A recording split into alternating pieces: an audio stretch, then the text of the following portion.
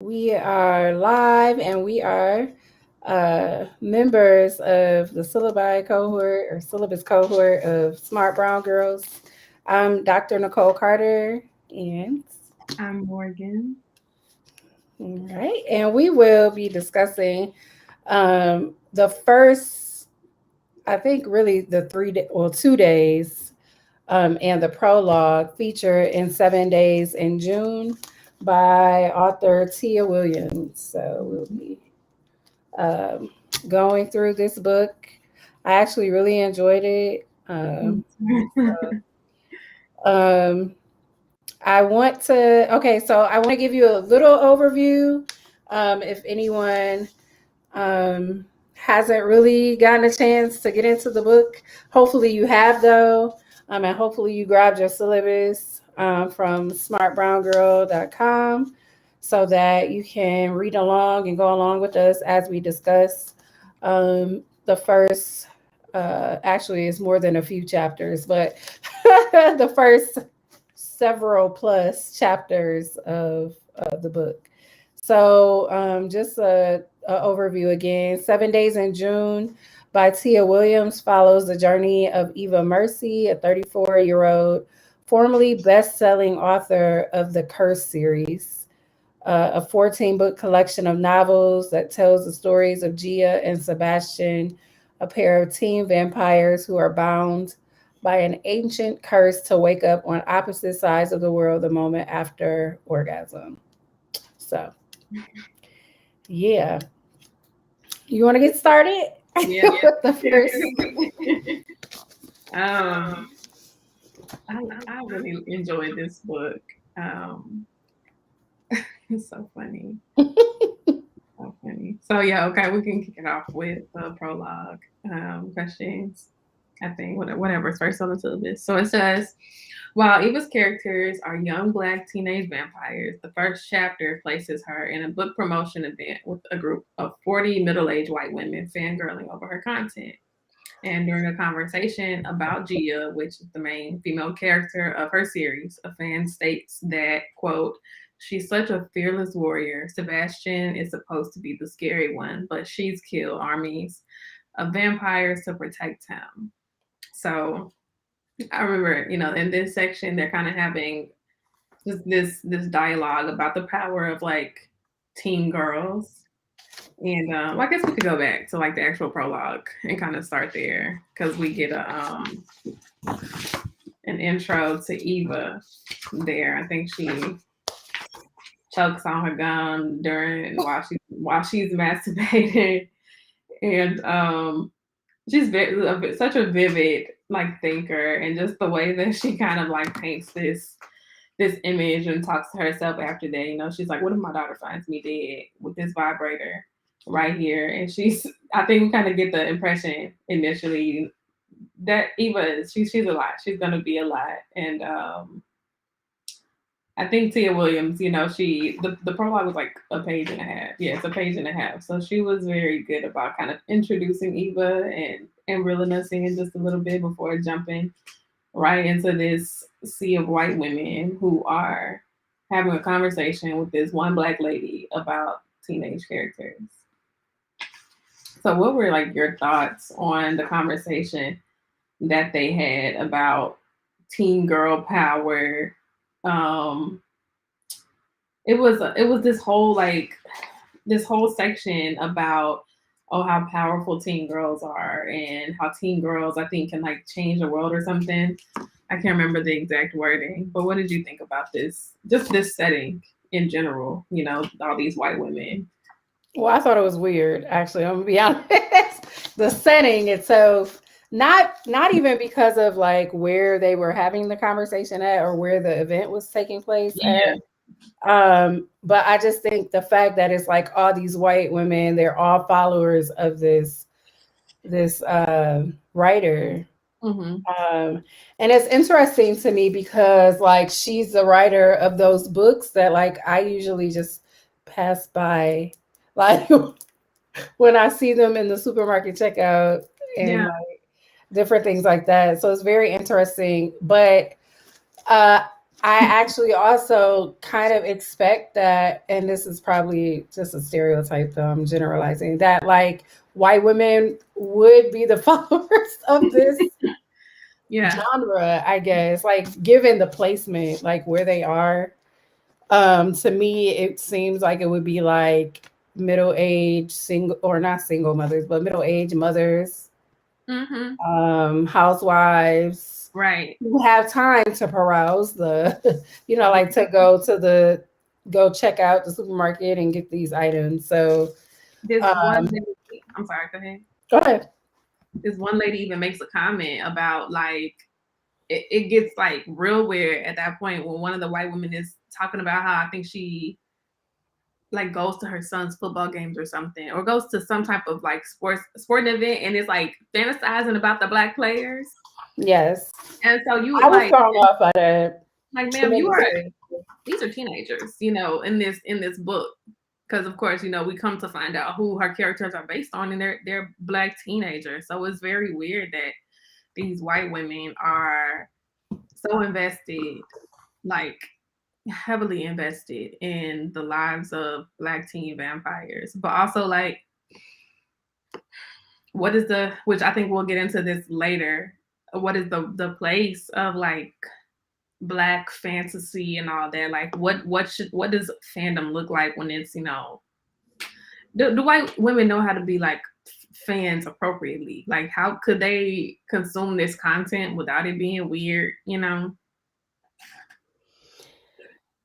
Yeah, and I mean, because so at first glance, it kind of even is not so to me, even though it says Black teenage vampires, it also like is whitewashed in a way, kind of like so kind of to me, the issue with her writing, right? And I think she's beginning to acknowledge this is that it is not like for her not necessarily political in any way. It's also not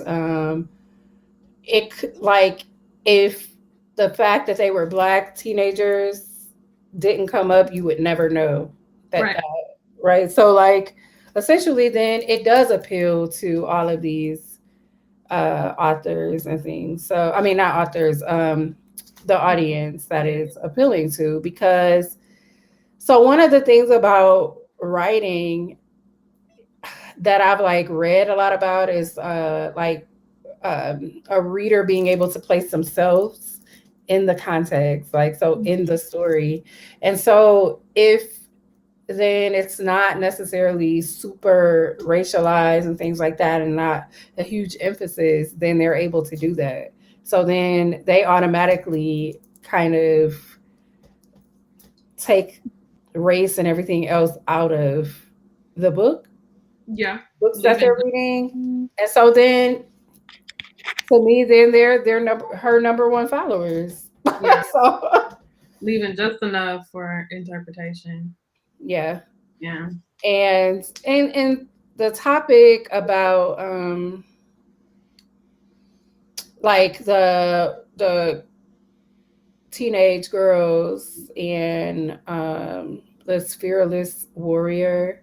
I Yeah. mean, I it seems like the women, the audience or the people who were there for this event um saw like her being a warrior and her being passionate as it related to relationships and Mm-hmm. like surviving and doing all of these things like on behalf of the person that the teenager loves.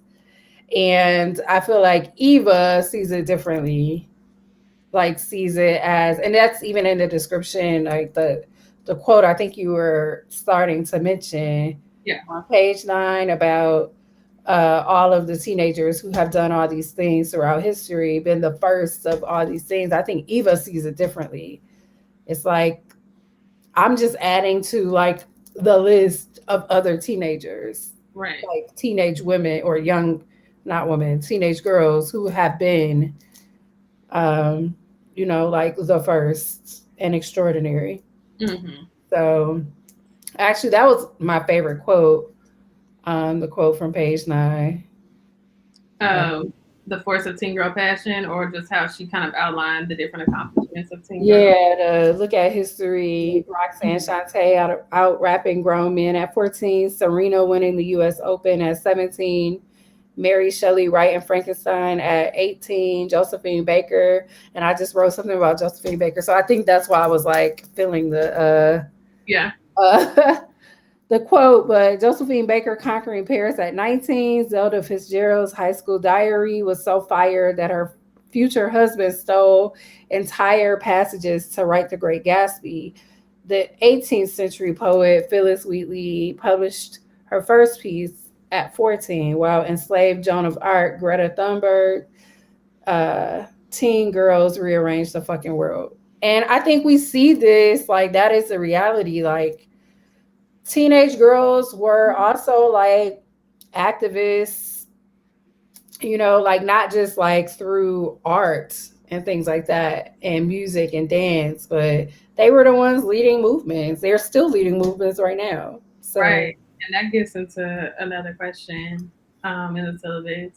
What responsibility do teen girls have to their families, friends, and intimate partners? And what responsibilities are placed and projected onto teen girls by those around them? Because I think, like, you know, of course, like reading this and, you know, celebrating the accomplishments of these girls, but also like realizing kind of how some accomplishments are bred out of moments of inequity or, you know, oppression, so on and so forth. mm-hmm. But like, what is that? What is a teen girl's responsibility, if any, to her family, to her friends and intimate partners, to kind of be this champion or whatever? That's an interesting question to me because I feel like the only responsibility a teenage girl has is to herself, and that wasn't even part of the question. Mm-hmm. So, like, that's, to me, that's the only responsibility. Yeah, and I think that's kind of what I was getting at, is that there are a lot of perceived responsibilities, but none are to self, you know? Yeah. And a teenager is just that. They're a teenager, they are young, they're still technically an adolescent, you know, like they're growing intellectually, socially, physically, you know, like mentally. And so that is their responsibility. So to the fact that they are doing all these other things doesn't mean that we should place responsibility on them any more so. But it's like, as you stated, these things kind of just happen because they're obviously as well. And I feel like a lot of times teenage girls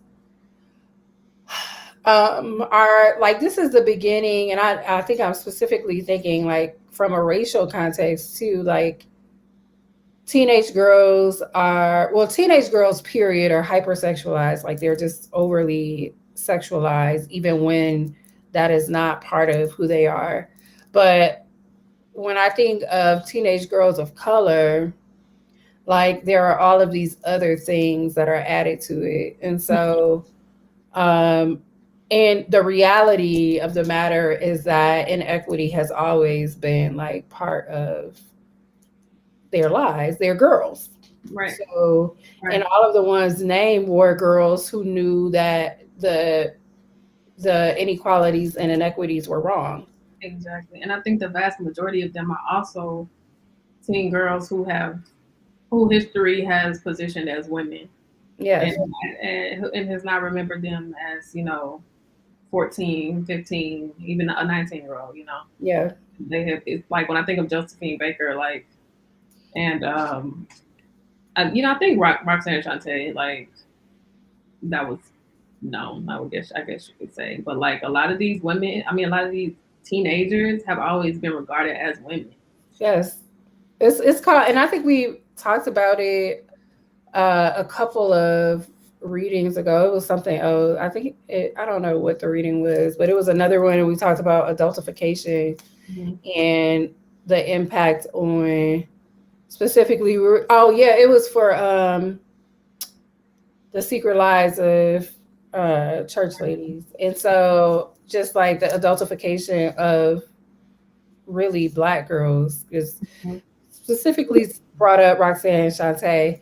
And so even though she was 14, images of her, like she did not look 14, right? Like, in the way that they treated her was not as this young girl.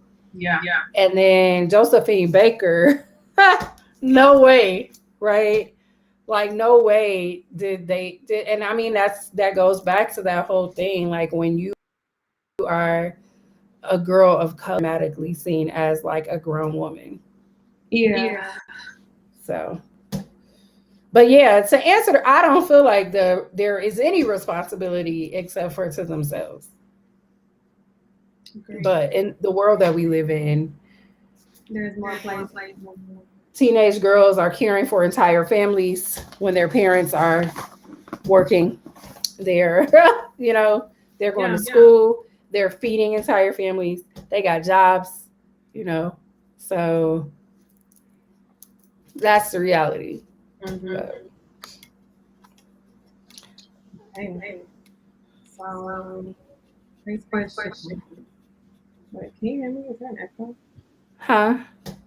I thought there was an echo on my end. I didn't know what was going on. Okay.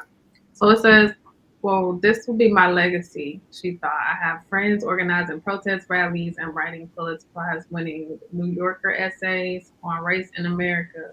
My own daughter so militant that she begged the cop to arrest her at the middle school march on Midtown. But my contribution to these troubled times would be inciting white women of a certain age to sexually profile Black student athletes who really just like to make it to the NBA in peace. So, as Eva grapples with her legacy, she wonders if her contributions to Black literature will be valuable as a Black erotica author.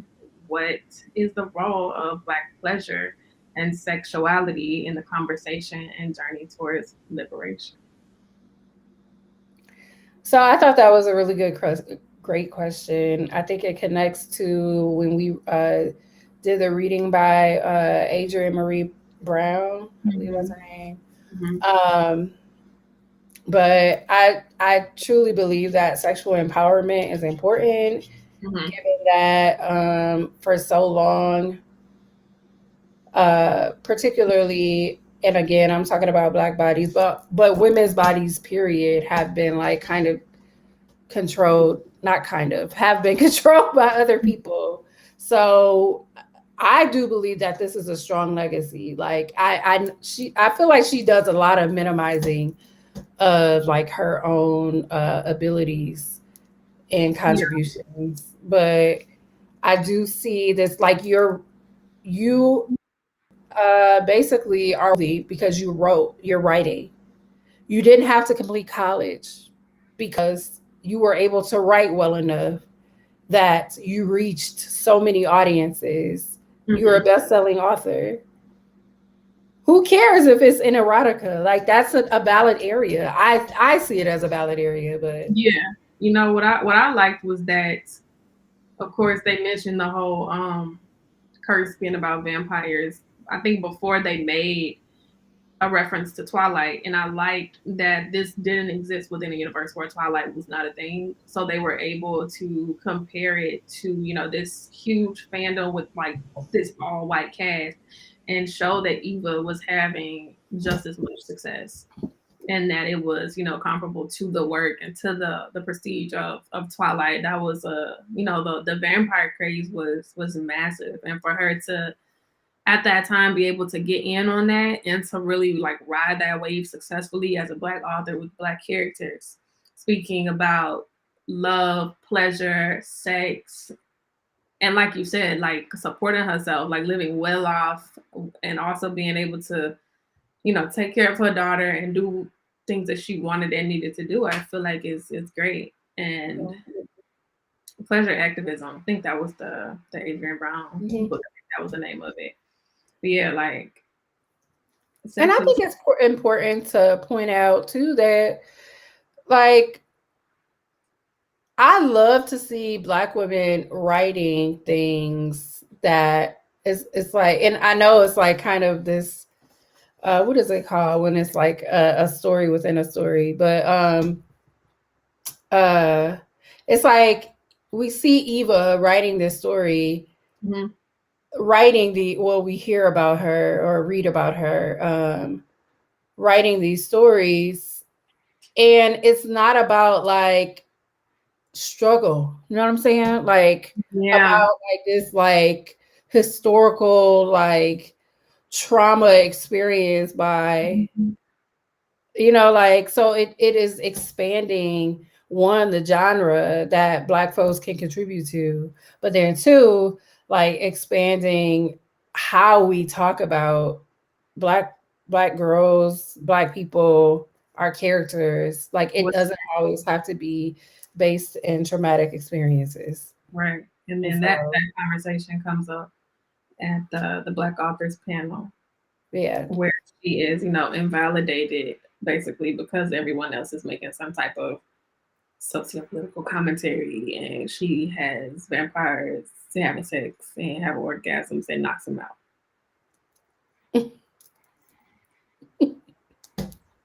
I'm weary. I choose each I book. like, I mean, now it's like I need to go go pick up some. No, just like, no, it's like that author. Remember the author? Well, it's not remember. I think you can still find them in the bookstore. Zane. Oh, yeah, Yeah. just saying. Shaking the table. Yeah, I remember like getting those books from the library and reading them. I wasn't supposed to but like certain books were okay to read. So like if my family saw me reading a book about Black history or something like that, that was seen as advanced education. And granted, like at this point, I think I was in high school, but books about sexuality were, especially for a young Black girl, it was just like not okay. It was And that, like, I have so many questions about it. Like, I have so many questions because when we're reading books about Black historical experiences, we're reading books about trauma, sexual violence, physical violence in other ways, right? And that's okay. But yeah, we can't read about you can't read about feeling good. sexual pleasure or things that are pleasing. Right. It's interesting. Yeah. I mean, I just have questions. I just want to put that out there. Like, it's very interesting. Because I was also, and even now, I guess like really all of it is so heavy. The one of the books that we read Oh yeah. by KSA Layman is on a banned book list. Yes. So Where? it's interesting. I think it's in the South somewhere, Okay. if I'm not mistaken. But yeah. That's so interesting. I recently saw a few weeks ago, like the banned books week or something like that, and I had no idea that some of those books were banned because I had an English teacher that was letting me read them, and they've been on the banned books list in my home state for years. Look, it was Toni Morrison. It was The Bluest Eye, Mm-hmm. and I was like, wait, this is a banned book, and I just the content that's censored, but yeah, that's a whole nother. And you better believe that it's about to increase because of the whole critical race theory debate Oh yeah, thing. oh yeah.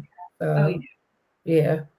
So spaces like this are going to be ever important because Mhm. people are not going to have access, like unless parents or friends or somebody unless they're reading it outside of, formal academic spaces. And so then they might not be able to read these things until they get to, All right.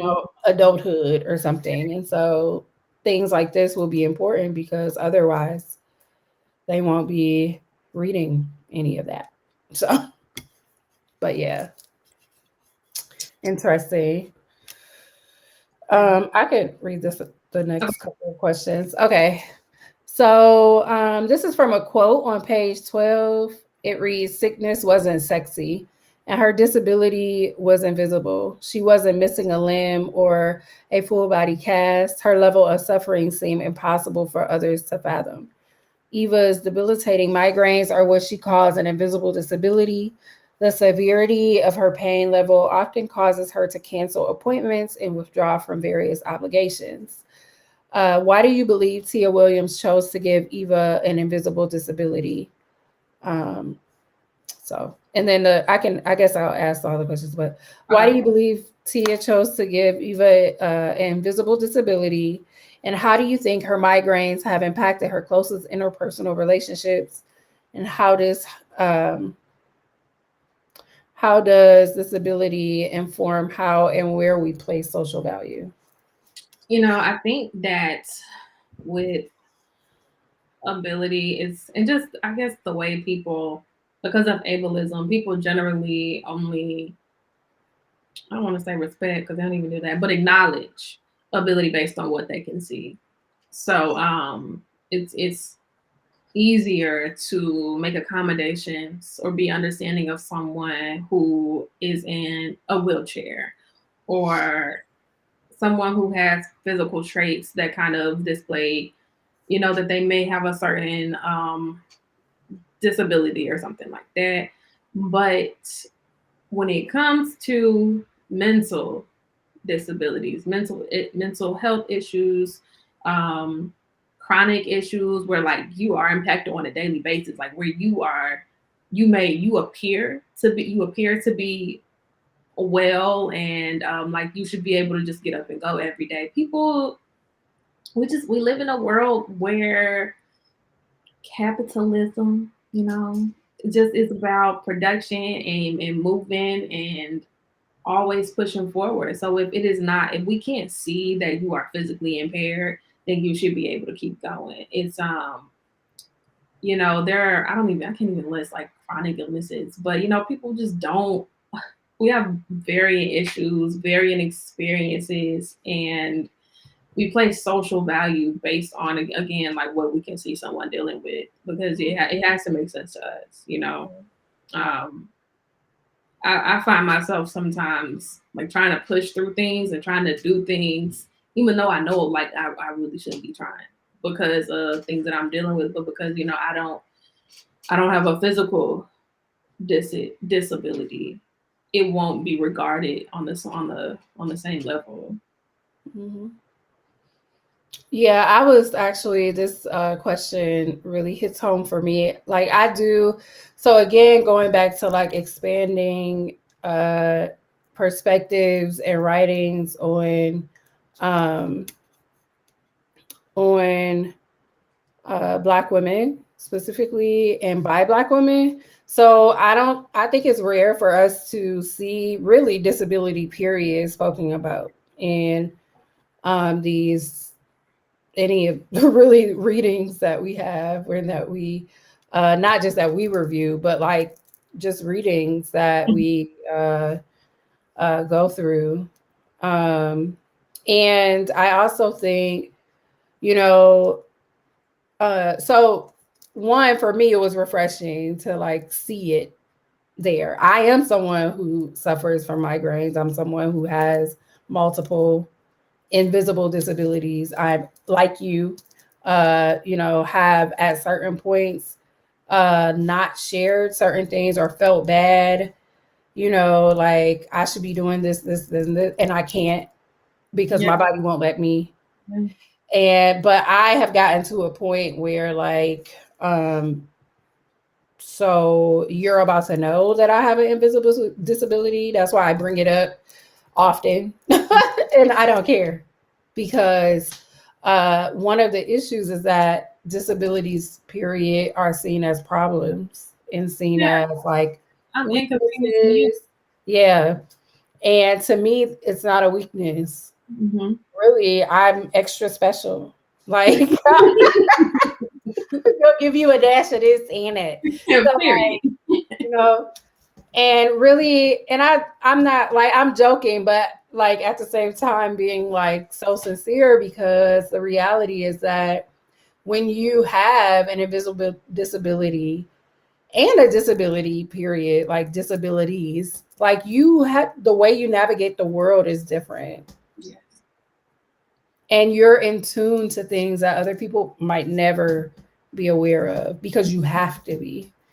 So you know, like to me, it was important for her to place this in there. So not only are we reading a book by an author writing about romance, an author also included invisible disabilities, something that we rarely talk about. Because specifically in Black communities, you know, like we don't want to be seen as weak. We don't want to. So any invisible disabilities cannot, and really they're physical disabilities a lot of times, you just can't see what's going on. So that can be like, so for myself, one thing that, I mean, I've talked about it before here is Crohn's, right? Like that impacts me every single day, right? So, like, the way I navigate the world differently is like, I got to make sure there's a bathroom nearby, you know, like, or some pain meds that I can take nearby in case, you know, something happens. And, but that, and it's not a weakness though. So I think this is like, I don't know, it's like delving into a life that we don't get a chance to like understand. So I'm very appreciative of her inclusion of invisible disabilities.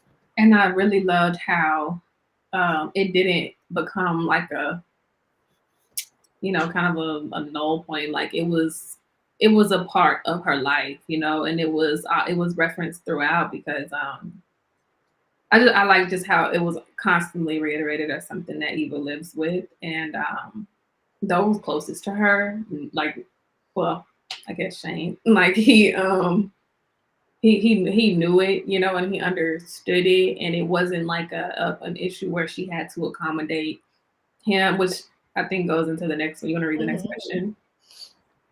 You want to read it? You want me to read it? No, you can go ahead if you want. Okay, so Eva's husband and Audrey's father, Troy, is a California residing, peace-loving, read toxic positivity optimist that divorced Eva after she began to have several periods of physical impairment as a result of her migraines. So what is your take on the relationship between Eva and her husband, and how does ableism inform our romantic desires? Do you believe that Troy's choice to separate and remarry was motivated by ableism and or self-care? Both. It could be both. Okay. But I would say like ableism first. I was like, ooh. Yeah, like so me being ill, right? Mm-hmm. Like disturbs your optimism. Yeah. Really? Like he was full of it. Like he's so yeah. funny. Like so, but I do like. I mean, and this asks about. I mean that is a weird. So toxic positivity is like a real thing that is problematic, because usually those who practice this like overwhelming optimism, like deep inside, like, you know, like you're not addressing an issue, and eventually it comes you know, to a head where you where it comes out. And so it was, I think it was like selfish and very like cowardly to just be like, well, let's get a divorce. So, and again, I like relate to this section. So I mean, I was married and I got a divorce because my ex-husband did not understand and was not supportive whatsoever. I initiated it though. So but it was because like if you're gonna be with someone, like you're gonna be with all of them. Yeah. And this is all of who I am. And then I think he like it said that he curled up in the bed next to her when she was curled up in the bed, and he was crying because he just couldn't take it anymore. And I was like, sir, come on now. Yeah. Come on now. And it just it's infuriating. Like, but on the conversation about like ability, it came to me when you were speaking about how within our community we reject it. We reject, you know, maybe like finding out that, you know, your child will be born with a disability, or that your child has a disability that they develop later on or something like that. And I remember, I can't remember who it was, but I remember somebody's child was having a hard time walking. and they were like, go get the baby checked out, and I think he ended up being diagnosed with cerebral palsy. But they were like, nah, he'll be okay. Just go get him those hard bottom shoes. And I was like, like it's like real conversations where we are actually afraid of how we will have to navigate the world if we do not show up like everyone. Yeah. Not recognizing that everyone shows up differently. Exactly. So, but like and that is very, again, like when I first got diagnosed with Crohn's, like telling one of my aunts, and she responded like, "Oh no, I rebuke that. Like that is not a diagnosis that you have." Like, sis, I was there. Like when they diagnosed me, I was there, and I feel it. So I don't know. I don't know. I mean, maybe you got the secret, but like, I don't know. But go with me next time. Maybe you can change your mind. And I like the next question too about how does it inform our romantic desires? Like, I think it's something you don't think about until you actually encounter someone who has a disability. Yeah. And that can be like a mental illness. Mm-hmm. And we don't usually even, so first of all, those things are taboo. We don't talk about them. But we also don't label them as disabilities. Ooh. And they are. The American Disabilities Act says they are. Thanks. Like, that's been something that I've struggled with. Like on this job application, it was like, "Are you disabled?" And I was like going back and forth, checking yes and no, because I was like, "I don't like. What do y'all think? Like, because this is what's going on, but what do y'all think?" There's been so much invalidation, mm-hmm. and just like a lack of access that I don't know.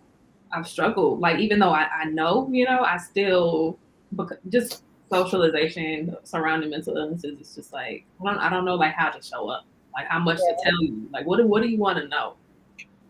Yeah, and unfortunately it's like a difficult dance. Like, like it is illegal to discriminate against someone if they have a disability. Mm-hmm. However, we know that you can have something in a policy all day.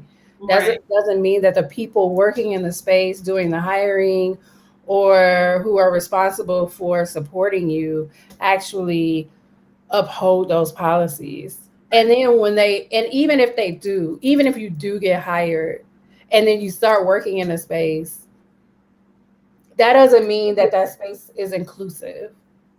So you can have a policy, you can get hired, you can still be discriminated against every single day. And that goes with all of these, like, like all forms of oppression. But yeah, I feel like it's something, and I feel like, I mean, there's a conversation to be had about like race and disability. So many people are like, okay, like it's already enough to be Black or be a person of color. Mm-hmm. Now you want to add stuff? Like, it's like, I don't want to add it. It added itself. Right. Like, I'm sorry. I'm sorry. Like, okay. I do want to acknowledge the comments as well. We got a lot of them. Okay. But, and I can only see the ones that are on the screen with us. But I do believe that this book, so someone said, Secret Lives of Church Ladies in this book were their favorite. And I actually feel like there are some like connections that I didn't think would actually happen, but there are. And there's a comment, and I think everybody can see them now. But we help each other when we talk about disabilities, challenges, and share our stories. Yes, I think this is why this platform is important as well.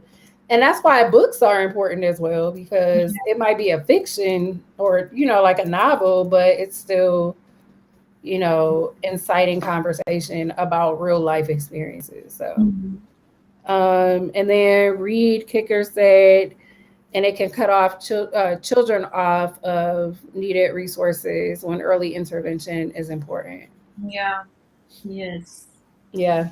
Especially when a parent is like my child doesn't need these resources. And I know there's like this like weird dynamic because like a over medication, things like misdiagnosis, Oh things yeah. like Oh yeah. that. But there are instances where like children actually have these things. Like where it's clear, like very clear that your baby needs some assistance and you and your Right. feelings about it. Right. Yeah. Yeah. Woo. Okay.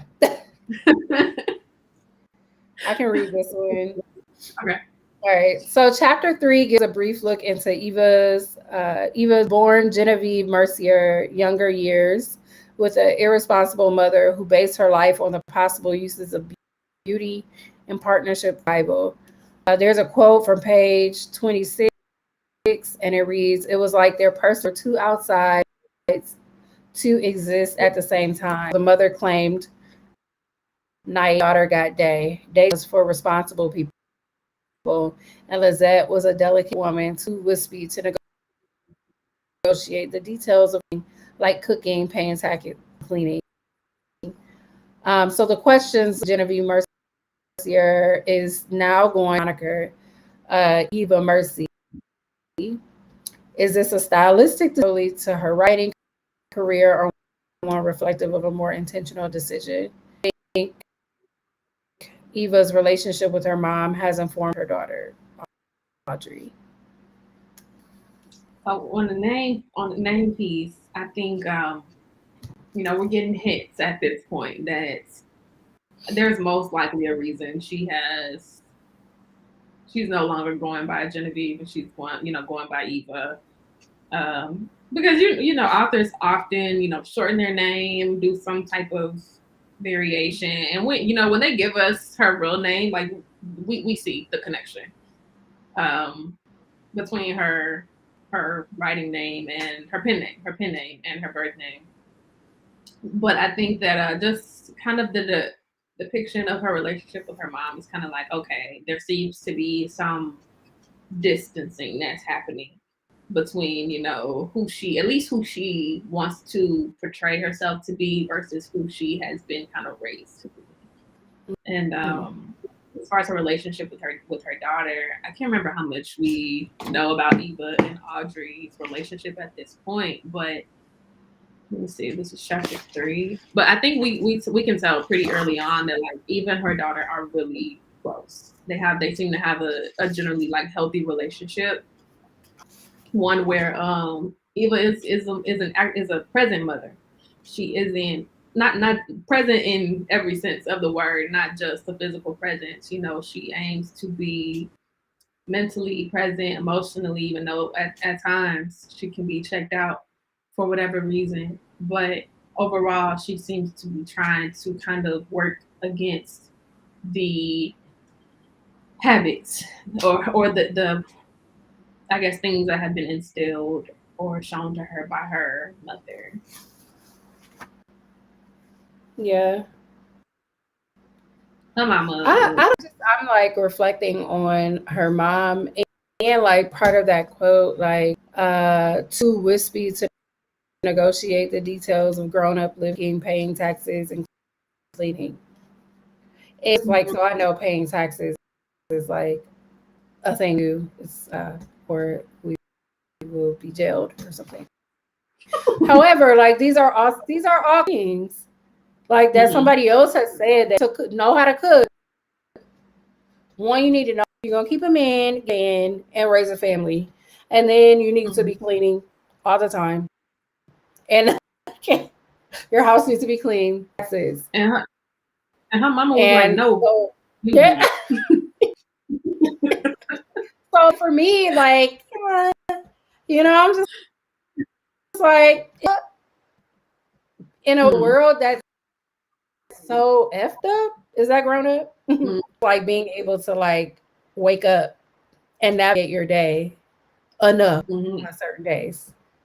So I don't know. And I think for Eva to be taking that on, like that's above her pay grade. She just a child, like a teenager. She's there to go to school. She's not supposed to be like you were saying earlier, there are teenage girls out here literally taking care of their family, and this girl is out here taking care of her mother, who has just said, you know what, I'm cute, and we gonna bank on that.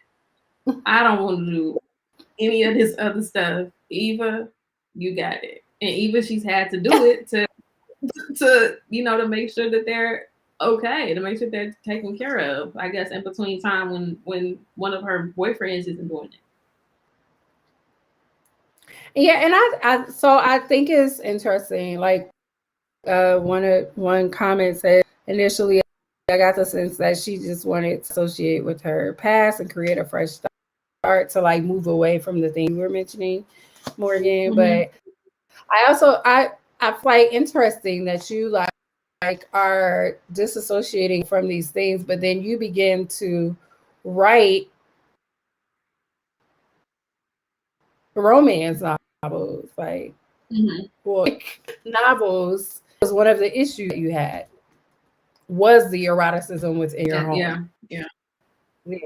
So to me, it's like a circle in some way, shape, or form. But that's interesting. Okay. Got me thinking. Okay. There was another point I was gonna make, or a question I had. I can't remember now though. Yeah, we can go ahead. It will come to me later.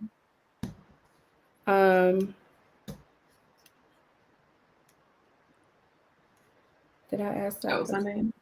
Oh, okay. Are we going to Monday? Yeah, let's do it. Okay. So Monday features chapters 4 through 8. And so in chapter 4, we're introduced to Shane Hall, a critically acclaimed author of hypnotic, ecstatic elegies to shattered youth, who has crafted his best work while drunk. Okay. What are your initial thoughts on Shane Hall? What category would you place Shane Hall's novels in? What popular books do you think mirror the description of his acclaimed stories? My initial thoughts, I was like, okay, it's giving like Che Diggs. Okay, I see this is Bald Chocolate Man. And then his books, I was like, okay, he wrote like the modern day coldest winter ever. That's what I'm getting. Which reading that in 2021. But anyway, I was like, okay, this is interesting. It just gives me like Black male urban fiction author who maybe like uses a few like some nicer words than the general like underground urban fiction author. So he has become successful because of that. Yeah. I don't know. I mean, I just think it's funny that like these topics keep coming up, like the things that she's trying to avoid or like trying to like keep in her past life, like kind of keep coming up in other people. And writers and writing. So, but it's funny because I can't tell you how many people, like even professors I know, who write and plan curricula while drinking. So like it's to me like hearing that is not a abnormal thing. I know people who write in bars, all of that stuff. Like so, yeah. I don't know. Yeah, it takes a glass of wine to get me going sometimes to do anything, so I get it. Yeah, no, I would be asleep. It would be over. I don't know who his I don't know who his writing reminds me of. Like I just what did you think of him? Like when his introduction and just like this whole like I can't actually I think it was at the author panel when everyone was like going crazy over him. But like what is your perception of this man? Yeah, I don't know. I think he's like kind of fake or something. I don't know. Like it's like a facade almost. Yeah, that's what I think. Definitely that. Okay. And he knows, he understands that it's winning. Like he's winning with the facade. So just keep going. But So while preparing for the state of the Black author panel, to begin, Eva thinks absentmindedly about her place within that space, and she twirls her vintage cameo ring around and remembers how she'd taken it from her mother's jewelry box, noting that her mother never noticed anything. What insight does this detail give into Eva's relationship with her mom, her relationship with her daughter, and most importantly, her relationship with self? Um, I think that kind of like going back to what we were just talking about, Eva is trying to undo some of or heal some of the trauma that she endured while living with her mom and just being overlooked, kind of used like a personal secretary and not regarded as a daughter. And she tries to be present again, for her child. And I think she's learning to be present for herself and to kind of check in with herself often because she speaks about how continuing this series for so long it was paying the bills, but it was not fulfilling her. And so she's kind of at this point now where she is noticing that she's unfulfilled and looking to find herself and find her happiness again. So a question I have is like, for me, I was just wondering, like, is she unfulfilled because like she's not dealing with her past? She's just hiding it.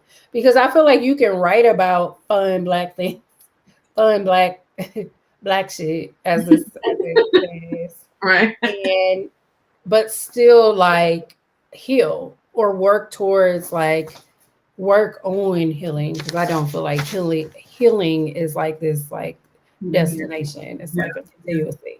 But so I feel like she's unsatisfied. I mean, I feel like perhaps I don't feel like she's doing the work personally to be able to like um expand as a writer. Right. So same book over and over again. yeah. So if you're not expanding, then your writing doesn't expand. You write the same thing. And that doesn't mean that she has to like move beyond the erotic, writing, but it means that writing could look different if she chose to not necessarily cover up so much of it's like she's like kind of muting or like putting herself in a box as to not be her mom. So and also not to make visible her disability as well. So yeah.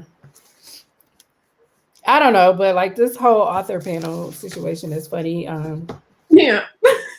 So you want to read this question? Oh my goodness. So Eva follows up by elaborating on the possibilities of Black fantasy and the imaginary, noting that we're on that one, right? Yeah. Despite a rich cultural presence of Black fantasy icons and imagery, it can be a stretch to envision a world, even a fantasy one, where all the power players are brown. What is the importance of Black fantasy and imagination? What, if any, is the Black author's obligation to be racially aware, informed, and responsive? We can stop there and then we'll go to the next one. Okay. So it's weird for me because I used to feel like a Black person who is writing had a responsibility to like write something that would create change in some way, shape, or form. And I saw a change in a particular way. And so now I think my idea of people writing, authors, and content of Black authors looks different, and change looks different. So I personally feel like change can be and should be oftentimes what exists in our imaginations, like what exists before trauma took place. Yes. Like what was that world like? What is joy look like? The possibility for joy. Yeah. How do we live in a world outside of all these, outside of this pain? And there's like all of these imaginary spaces and kind of like even thinking about like Afrofuturist authors who are imagining a world beyond kind of like the present moment in some ways. A lot of their work is still they still feel the need to be racially or to make a like a socio-political commentary, but a lot of the fantasy genre that has become popular and that is mainstream is BS. You know, it's just white people doing like random shit, just and having like like a fairy and a gladiator doing some freaky shit in the forest, and it's just like they having a good time. And sometimes I don't think you especially for young people, you don't realize it, but when you don't see yourself reflected in that space, you start to, you know, when you do begin to seek out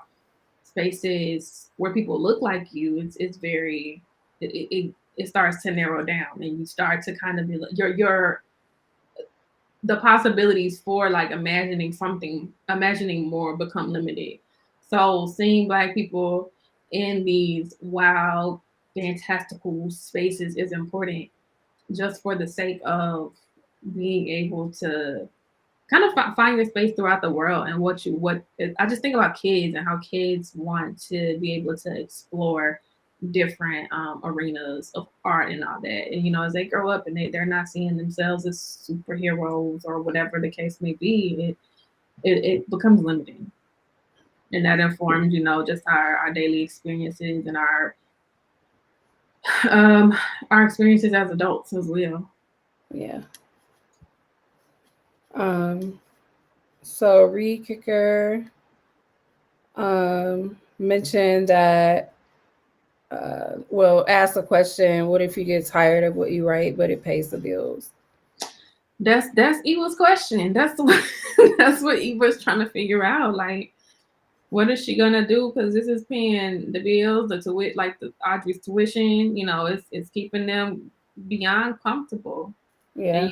you have to, you know, weigh your choices at that point. Like, what are you gonna do?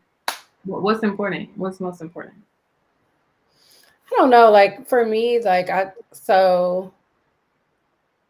um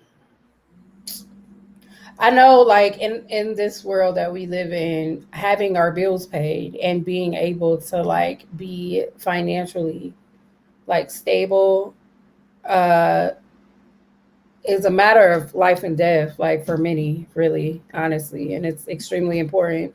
And but I also feel like that matter of life and death is what also allows so many people to take a risk and do something different because they see like the possibility of, you know, like, yes, bills are paid, but what if I didn't even have to pay my own bills because I made so much money, somebody else is paying them, right? Like, because I thought of this idea Yeah.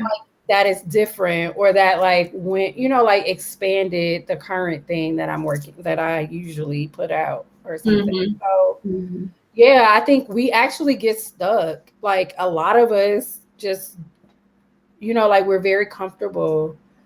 But change doesn't happen when we're comfortable. Like, progress doesn't happen when we're comfortable. So, um, and I don't know, like, so I will say that to me is one, going back to that other question about the role of Black authors. Like, I do feel like it is to tap into, like, the role of Black authors is to tap into like experiences and histories and like voices that are not, that we haven't heard of, that we don't, you know, or a different perspective on this particular type of story. So yeah, I don't know. Mm-hmm. So Khalil makes outbursts, you know, referring to the Black man, even going so far as to call Eva's writing style fluff. What do you think of the value system that shapes the literary sphere, devaluing fantasy, urban fiction, and erotica? How is this further nuanced by race and gender? Well, I think I mentioned it earlier, like even thinking about picks up who picks up urban fiction. I've never read like anything, probably maybe I have, but I can't recall anything that has been like identified as urban fiction. I remember I used to laugh at it, like honestly, like what the heck? Why are you talking about like why would I buy a book on, like drug lords and gangbangers See that, and gangbangers on a corner? that was Like, my area. And I didn't know that it was called like urban fiction in high school. I just remember being at Walmart looking for the black books. And that was what I was grabbing. Like, because I was there though. It's actually a lot written. yeah, yeah. And I remember reading it at school and my friends being like, what is that about? I'm like, y'all, a shootout. Like, but the like you said, the placement, like where are you gonna find it? It's in the back of Walmart, like in this like little, this little cubby. And I wonder if the authors of the genre are even okay with that being the classification, like urban fiction, like the distinction between that and the fiction right beside it. Yeah, and I mean for me though, like for Khalil to call her writing fluff, I think is something to be said about like Twilight series, different things like that, and how important they were for young adults, right? Like reading the and like regular adults reading these things, and how like successful they were deemed. Yeah. But when a black person writes something similar, it has to be hidden or else be called fluff, Yeah. right? And so erotica was also something, again, like I think I saw, and I grew up kind of in a very diverse neighborhood, and I saw the white women in the neighborhood reading erotica. And I'm like, oh, yeah, no, that ain't what I'm doing. So, like, so even books like this, like books like this, like I did not pick it up until I knew we were like reading it as part of this book club, because that's like not I think the cover threw me off, like the whole, and so and it reminded me of that exact thing. But it's interesting because we're having these same conversations that we would have about any other book about this one.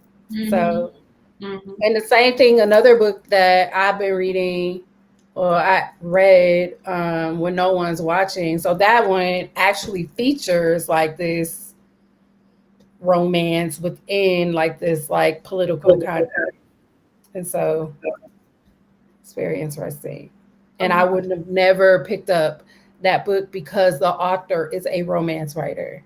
Or like There's a lot of like, granted, this is the case with a lot of things, but literature can be a very elitist space, and our value system for what's quality reading versus what is fluff is all informed by kind of, I guess, this idea of like who gets to write what.